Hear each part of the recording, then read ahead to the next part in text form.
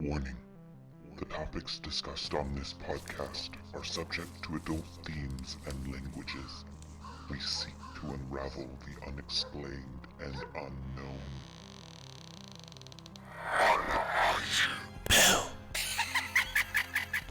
This is Encounters.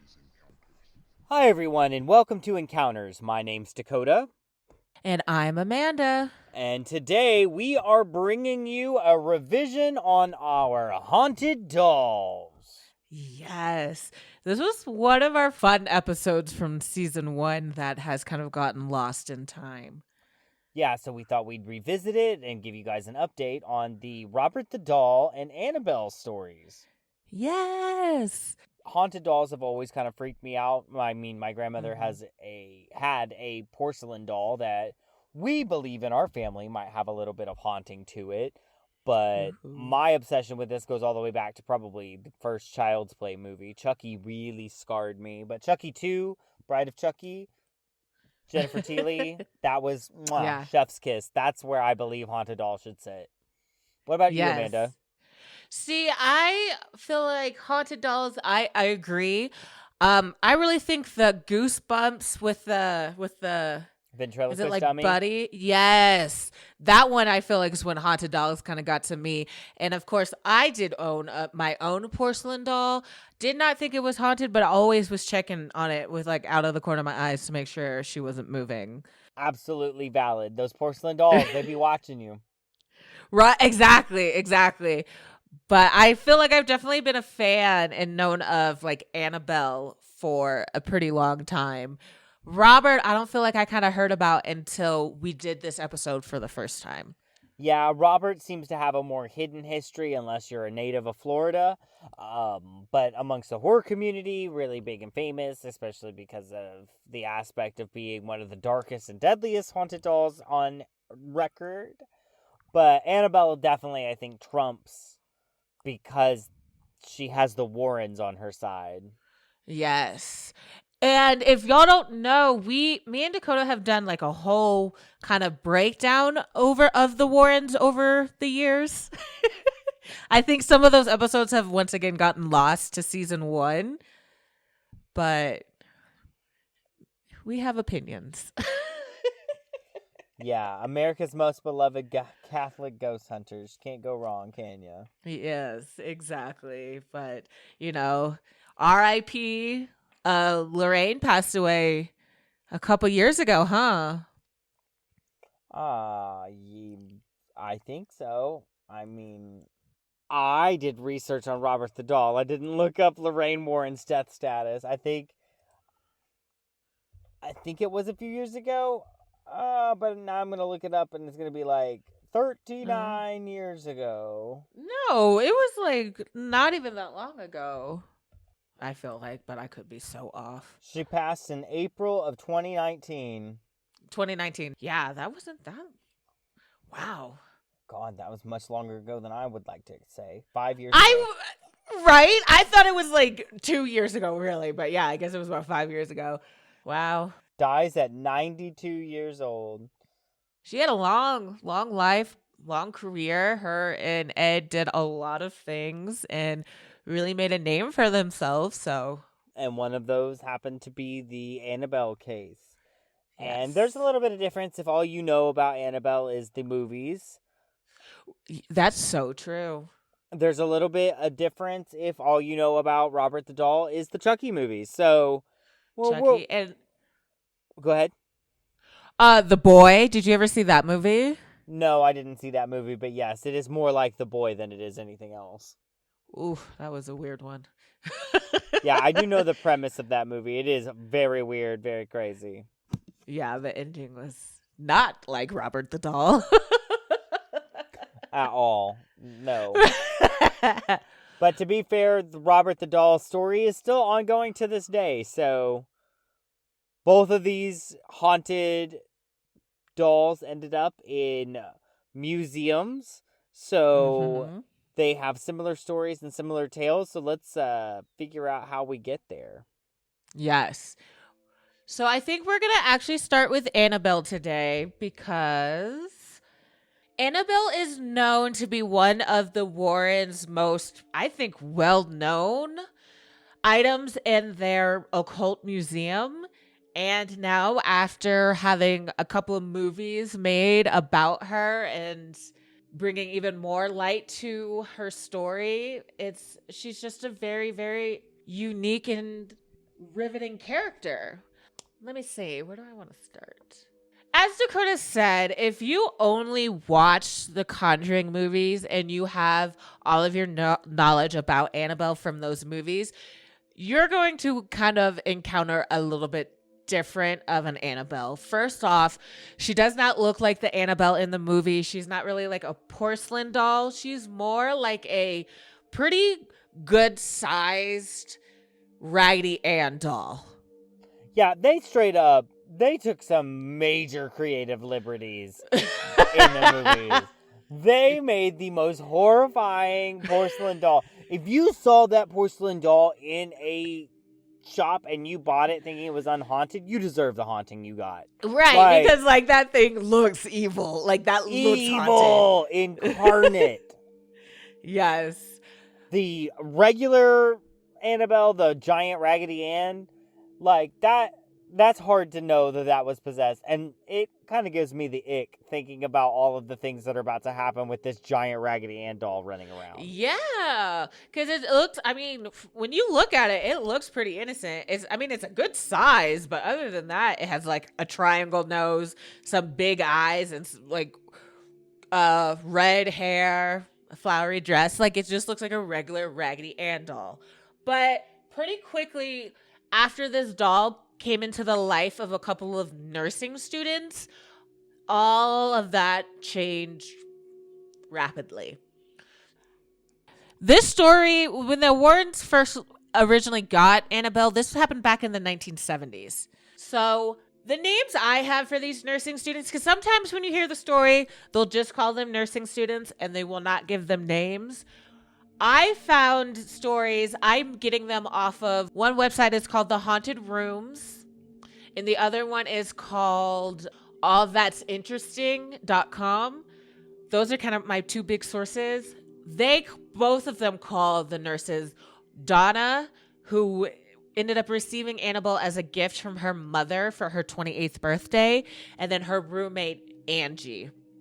When Donna first got this gift, she was pretty happy. Like, it's really cute. She liked dolls. She was very excited about getting it. So she immediately just kind of had it in her room. And pretty quickly, they started noticing the doll moving around. So sometimes she would keep Annabelle on her bed, and then she would find Annabelle kind of like moved, maybe on the floor. Other times, Donna would have the doll sitting on the couch. In the morning when she left and when she came home, she would find Annabelle sitting on her bed with the door closed. And those kind of things didn't figure out is when she was moving from room to room and the moving started really increasing, that the girls started to kind of get nervous and think something might be going on with this doll. Oh, you think? But, right. But also, they didn't want to believe anything bad about it. It's a Raggedy Ann doll, so they were like, maybe it's just me. Maybe I did have her on the chair and not on the bed. Or maybe I did have her in the living room, not on my bed. Or, that kind of stuff. They try to really rationalize it. It was their friend, and in some stories I hear was Angie's boyfriend. Other stories, it's just a close friend, but everyone calls them Lou. His name is Lou. He did not like the doll at all and believed she was evil and possessed. Well, they ended up starting to find notes all around the house. And the weird thing about these notes, not only that there's notes all around the house, is that they were written on parchment paper. And neither one of the girls used parchment paper, so they didn't understand where these notes were coming from. And most commonly, the notes would say things like, help us, or help Lou. So, of course, that was making them feel even more concerned. And then one day when Donna came home, she found Annabelle in her usual spot, but she found some red liquid on the doll's hand. Donna thought that it was blood. And she was saying where this liquid was coming from, it looked like it was coming out of the doll. So at this point, they decide to call for help. And they reach out to a medium. Not the Warrens, but just a random medium. And at this point, the medium tells them that the doll's was named Annabelle. And that Donna and Angie's apartment was built on land that Annabelle died in when she was a young girl. She was about age 7, and she was found in this field. So when the doll came into the apartment, Annabelle's spirit, who was still in the area, became attached to the doll. And so that's when the doll started acting haunted. Of course, Donna and Angie being sympathetic and loving, didn't want the poor girl to feel alone. So they actively started doing things with the doll to make sure that the spirit left inside did not feel alone. And I'm pretty sure I read somewhere where they allowed the spirit to take hold over the doll. And they would start giving it gifts, making sure that it didn't feel left alone, because they felt so bad for the little girl. Well, of course, then something really intense happens to Lou. This is another place where you might get a couple of different versions of this story. They kind of break off. One is that Lou and Lou and Angie were spending some time together, and they heard movement in Donna's room, but she wasn't there. And this was so loud that they thought there was an intruder that had broken into the house. But they quickly realized the movement was actually coming from Annabelle. So Lou took a look inside, and at first they didn't see anything. But as he moved towards Annabelle, he felt like this creepy feeling kind of coming over him, that something was terribly, terribly wrong. And then he felt some intense pain in his chest, and then quickly realized there was a series of claw marks that went across his chest. Other versions of the story is that he was asleep on the couch and he woke up to Annabelle attacking him, and that's when he got the claw marks on his chest. And then other versions are when he walked into the room, Annabelle kind of attacked him and clawed him. But what made this really strange is how quickly these scratches healed. They had completely disappeared without a trace within 2 days. And at this point is when the Warrens got called in. I'm pretty sure the girls called a priest up, and the priest was the one who reached out to the Warrens. And that's when they found out about Annabelle. Ed and Lorraine understood that the girls were sympathetic to the doll, but they believed that, of course, it was actually a demonic force at play, and that Annabelle was not a benevolent soul, but actually a demonic soul looking for a human host.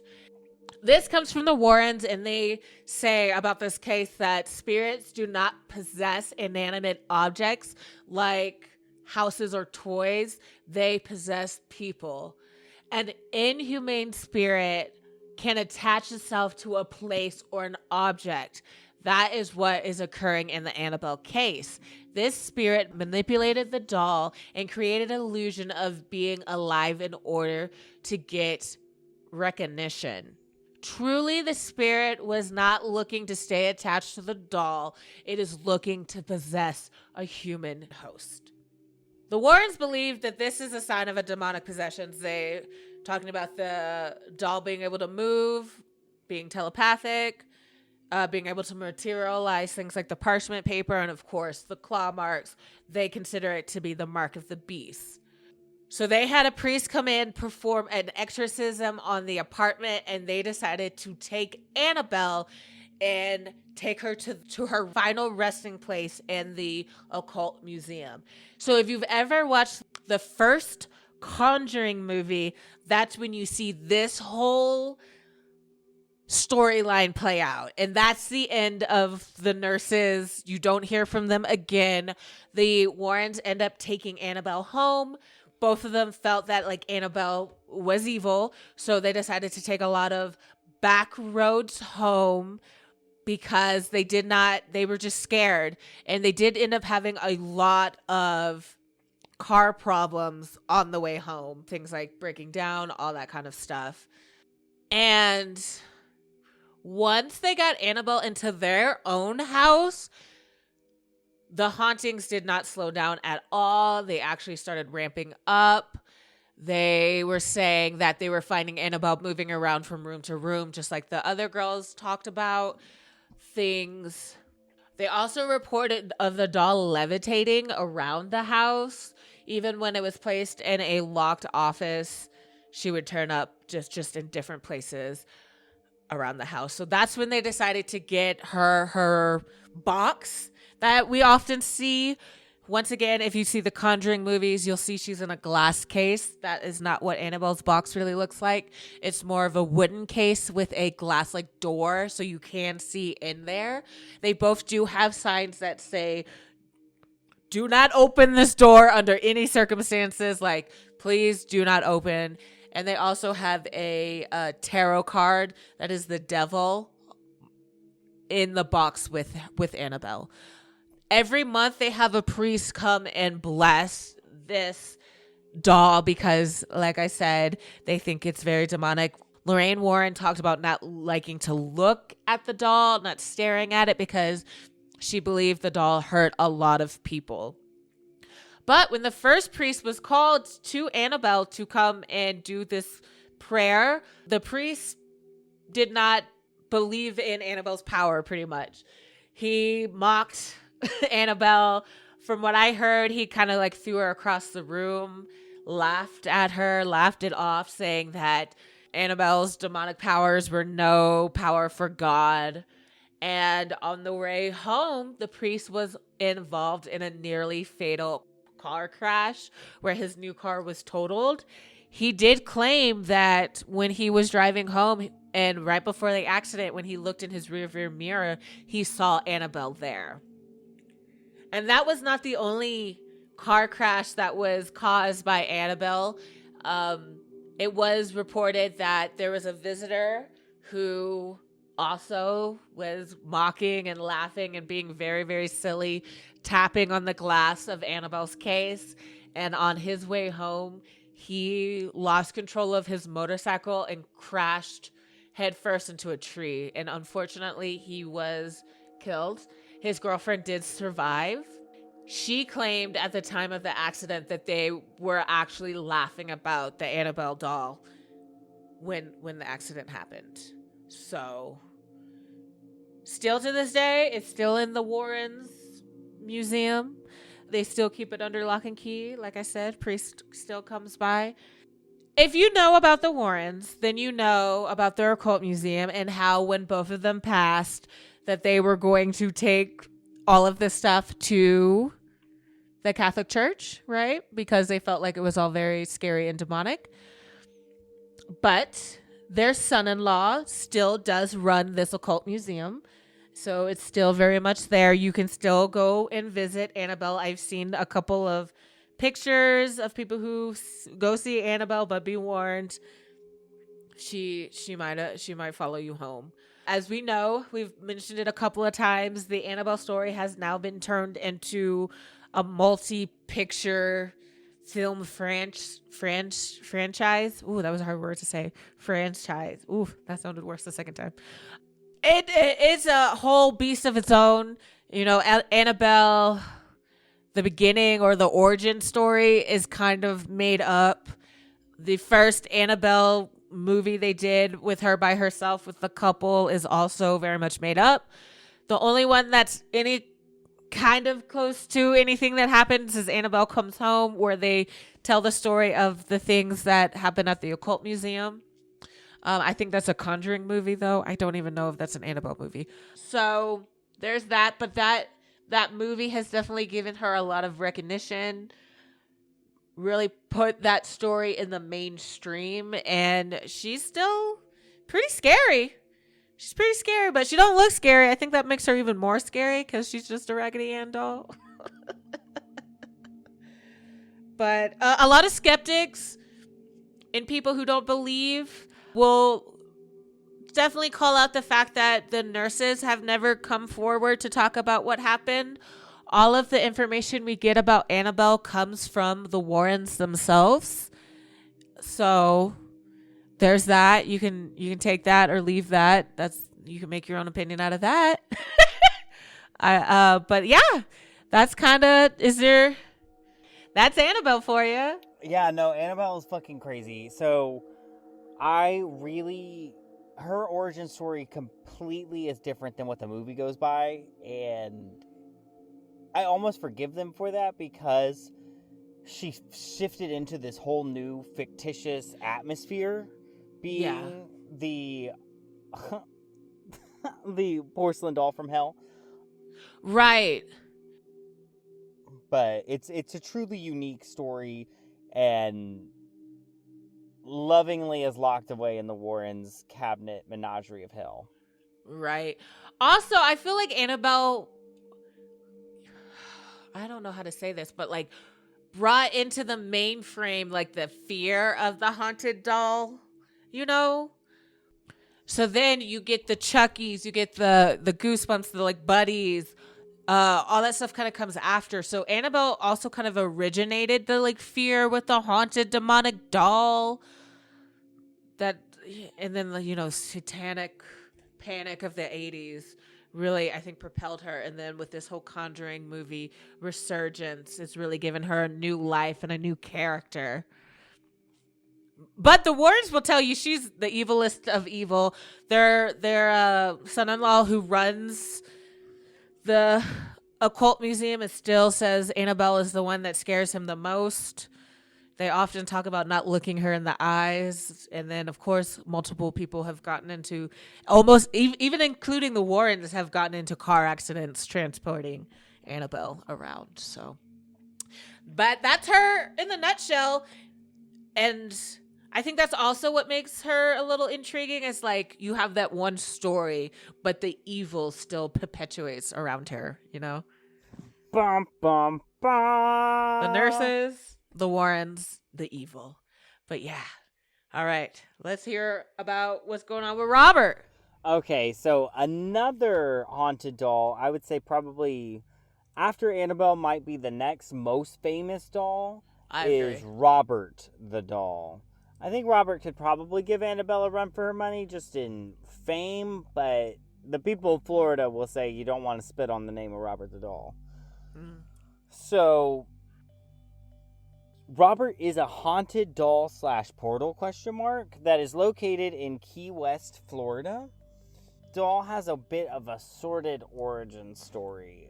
The most agreed upon version is that Robert Eugene Otto received Robert as a gift from his grandfather, who had been traveling in Germany in 1904. Specifically, the doll was manufactured by the Steiff Company, which is known for originating the teddy bear design, the one that was originally made for Theodore Roosevelt. Some experts actually have been interrogated and asked questions about the Robert the Doll design, and it was not noted that they made human dolls during that period of time.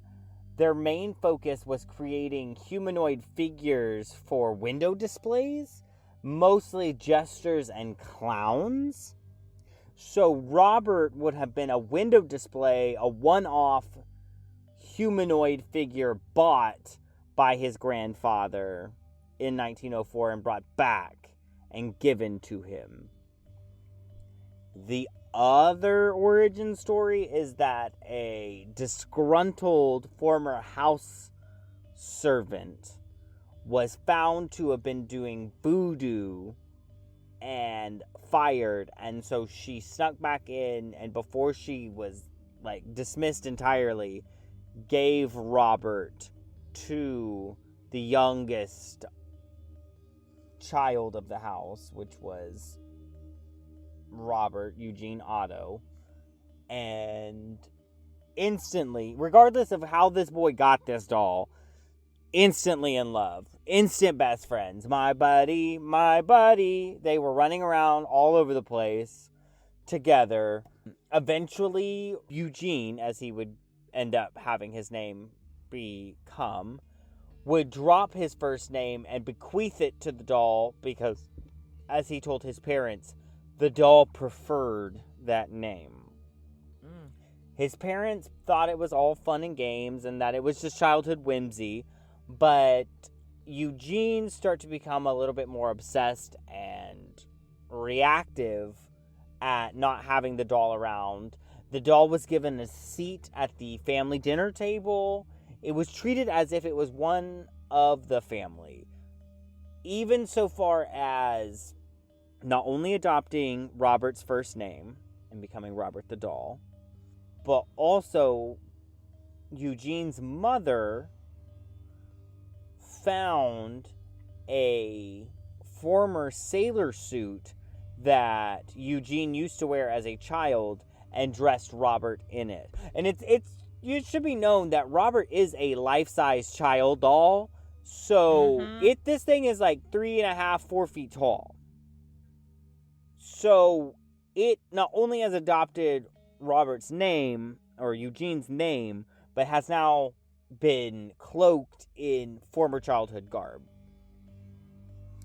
It was said the two became inseparable, and a lot of the times Eugene and Robert would be playing in the bedroom, and another voice could be heard. Creepy as fuck. The family didn't think too much of it, except for that it was a little weird. Eventually, Eugene went off and went to school and left Robert at home with the family in the artist's house, which you can find at 534 Easton Street in Key West, Florida. It's important to say that the Ottos were kind of a wealthier Key West family.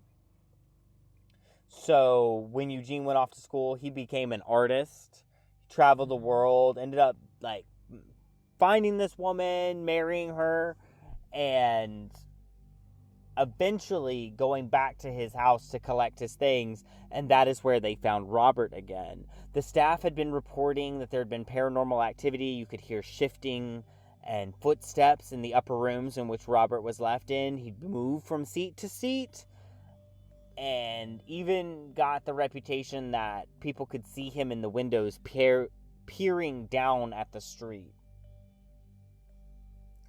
So when Otto came back, he was like, oh, of course, I'm going to take my best buddy. Here we go. We're going to take this and we're going to do all this.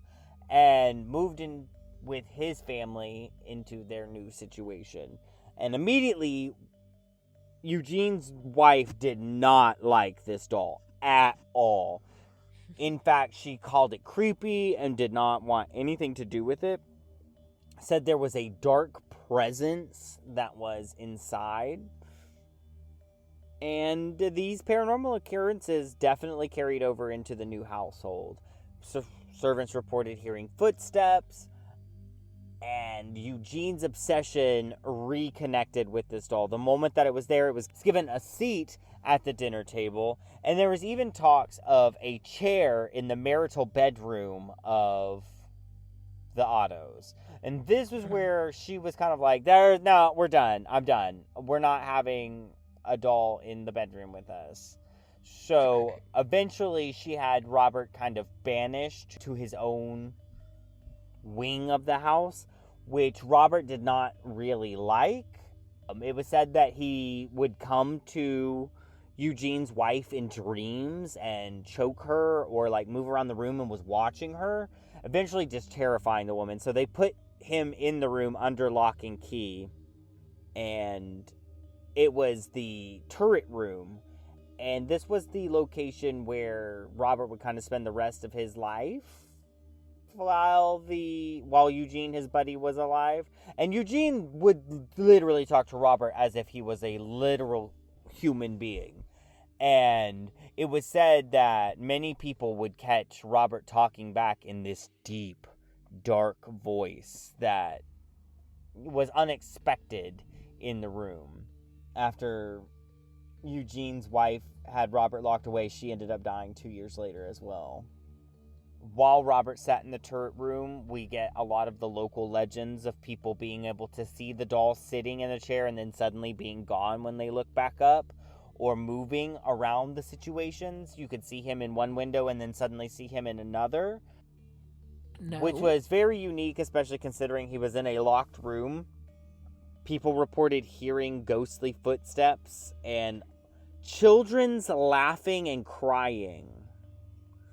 Like multiple children surrounding Robert. It was a unique and terrifying experience, to say the least. Eventually, Eugene would pass away, and Robert kind of was left. The family, after they moved out, took everything except Robert. They left him in the house alone, and when a new family moved in, they discovered him in an upstairs area. And eventually the family was like, oh, this is great, we'll just give it to our youngest daughter. And she liked Robert from the get-go. It was kind of like another, children seem to be obsessed with dolls. I was not a doll person when I was a child. They freak me out. Something about a empty vessel, it's very terrifying to me. So she adopted Robert as if it was nothing, and then began having nightmares. And then there was a sequence where she was screaming and telling her parents that the doll was moving and it was scaring her. And her parents were like, oh, this is just childhood whimsy. She's just having an overreactive imagination. And one night she was screaming and her parents walked in, and Robert had literally crawled on top of her and was choking her. Oof. And that is when the father was like, okay, we're done with this. I can't believe you're freaking out and you think this doll is choking you. And so he locked the doll in a trunk in the upstairs attic. And he himself began to be plagued by dreams of Robert coming after him. It was later said that he was found dead due to carbon monoxide poisoning.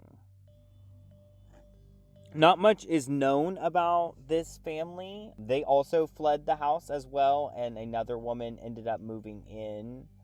And anyways, the Easton Street home then was sold to Myrtle Reuter, who owned it for 20 years until the property was sold to its current owners and operated as a guest house. But when Myrtle Reuter took over, she said that she was dealing with Robert running around the house. He had very peculiar demands.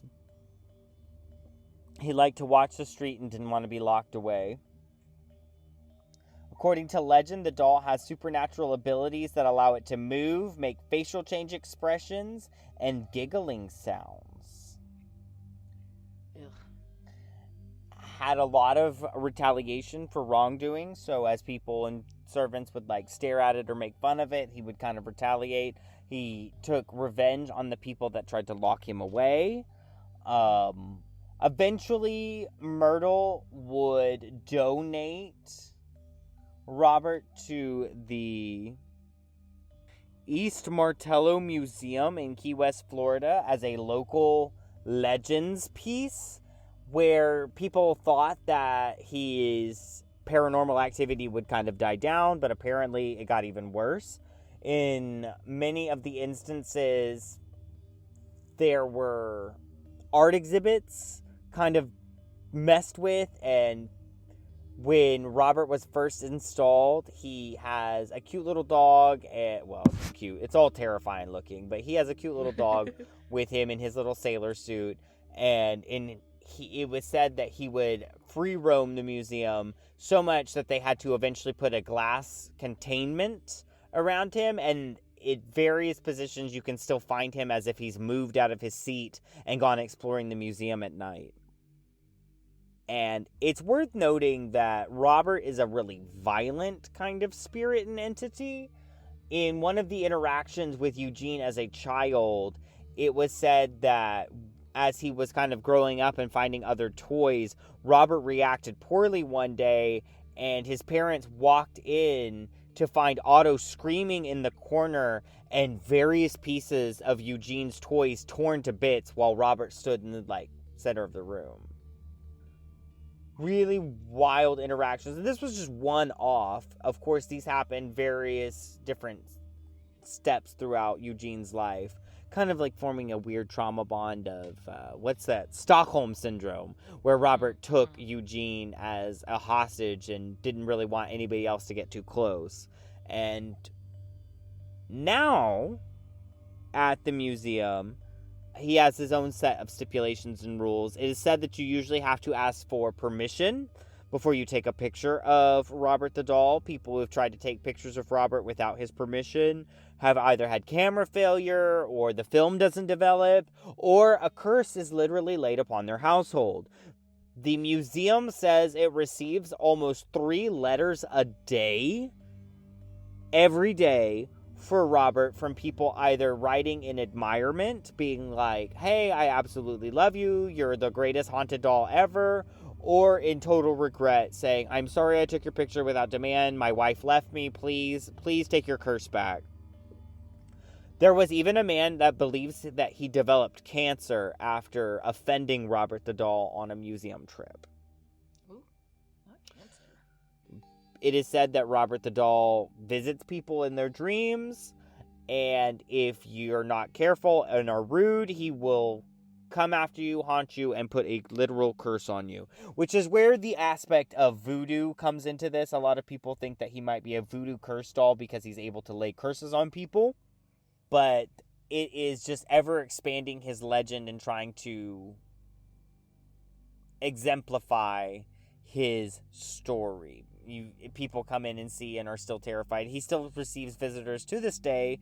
You can find him again at the East Martello Museum in Key West, Florida. He is a local history piece for Eugene Otto, who was a famous painter from Key West, Florida. Robert even has replica dolls that you can buy at the museum. It's insane. But one of the most insane aspects of it that I have seen was I was watching a recent Travel Channel expose with, I want to say it's Cindy Kaza, but it might be Cindy Kaza from Dead Files. She is the new medium, and in her discussion, she was talking about how she believes Robert the doll is a portal where other spirits are coming and attaching themselves to. She doesn't believe there's 1 or 2 spirits, but rather 20 to 30 spirits that inhabit Robert the doll, almost like a legion of spirits that are manipulating and moving this doll. That would explain the multiple voices when Yeah, exactly. She said specifically there's the soul of a little girl attached to Robert the doll that just wants her story told, but that there is definitely a male malevolent spirit attached and roaming with Robert that's very angry and very possessive. So okay. Robert is where we would go on to get the basis for Chucky. Annabelle definitely gives us the idea of the haunted doll, but Chucky and the possessed doll, the voodoo doll, kind of comes from Robert the doll. The obsession, the potential doll choking you to death, the haunting you in your nightmares, and just the obsessed little buddy that you can't get rid of.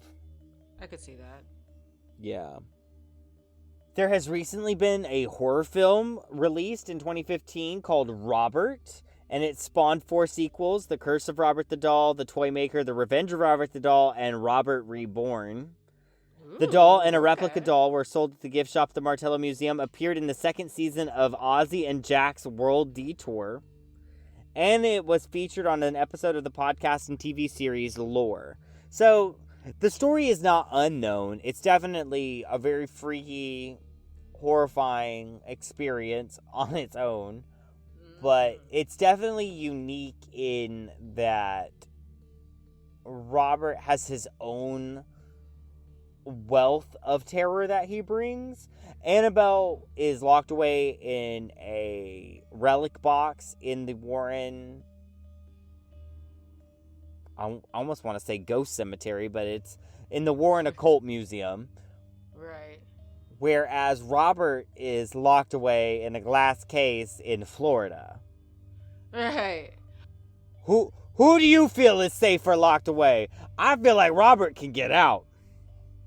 Right, and I feel like I remember when we first were covering Robert, there was a lot of YouTubers that were going to that museum. I feel like Robert's a little more accessible than Correct. Annabelle as well. I would agree. Like, yeah, so that also makes him scary because if you disrespect him, he'll pop up in your dreams. Like he's coming for you. Yeah, it's So will harder to get your Annabelle, hands but- on Annabelle and offend her because she's kind of locked away, and even the occult museum is in a weird transition in of itself because, you know, it's just the basement of Ed and Lorraine Warren's house. Yeah, I think it got like closed down for a good amount of time.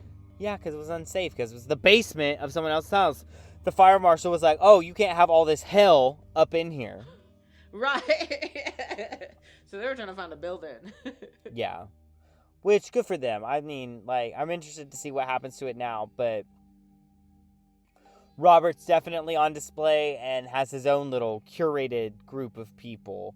I thought it was really interesting to see or hear that he might be a portal, especially because with the intention given behind him. I definitely believe there might be something there. I believe in tulpas. I believe in intention. So if Eugene really, really badly wanted a friend and created a friend, I definitely think that that child could have tapped into something and made a friend that possessed that vessel.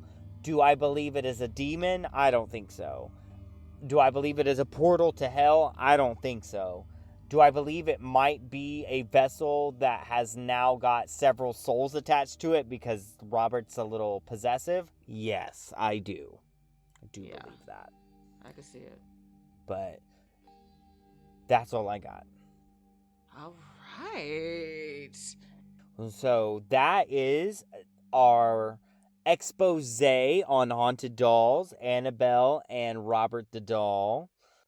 Join us next time when Amanda and I jump back into demonology to discuss the princes of hell.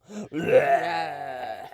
I'm so excited. I always love our demonology episodes. I feel like I learned so much. about Absolutely. So many things. So I think we've already discussed Amon and we've discussed Beelzebub at one point, but so we're going to jump into the other princes of hell and let you know who you need to avoid should you end up on the south side. Girl, not the south side. Okay. If you like what you hear, make sure you like and subscribe. You're following our podcast and wherever you get your podcasts. We also have a YouTube channel at Encounters a Paranormal Experience on YouTube. Our current show, Encounters Reacts, is running. Come watch us watch spooky things on YouTube and Instagram and react to them. What could be better than that? You want to see Amanda and Dakota scream like a baby? Come watch our YouTube channel. Come check us out. I can definitely vouch that happened because I screamed like a baby with the dog thing today. So Yes.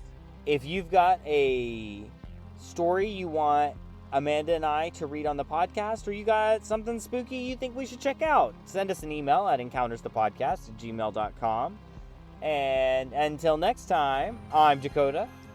I'm Amanda. Stay spooky.